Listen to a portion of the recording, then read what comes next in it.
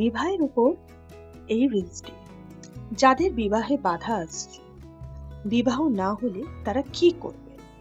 বারবার সম্বন্ধ ভেঙে যাচ্ছে বা সব ঠিকঠাক হয়েও শেষ অবধি সেই বিবাহের পরিণতি পাচ্ছে না, বা যারা কেরিয়ারে খুবই সাকসেসফুল কিন্তু তাদের ক্ষেত্রেও বিয়েটা ঠিকঠাক মতন কথা এগোচ্ছে না বা বিয়ে হচ্ছে না, তারা এই শিবরাত্রির দিন উত্তর দিকে মুখ করে আপনারা শিবলিঙ্গের উপর ওম নমঃ শিবায় তো বলবেনই, এছাড়াও বলবেন ওম রিং যোগিনী যোগিনী যোগেশ্বরী যোগ ভয়ঙ্করী সকল স্থাবর জঙ্গমস্য মুখ হৃদয়ং মামা বাসনা কর্ষ নমঃ।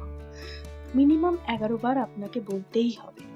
আর যারা শিবরাত্রির দিন এটা করতে পারছেন না, শরীরে বাধা এসেছে, তারা যে কোনো সোমবার বা শুক্রবার থেকে এটা করবেন, টানা করে যাবেন, দেখবেন এই আপনাদের বিবাহ সংক্রান্ত যে সমস্যাগুলো সেগুলো খুব তাড়াতাড়ি মিটে যাবে এবং বিবাহ আপনাদের হবে।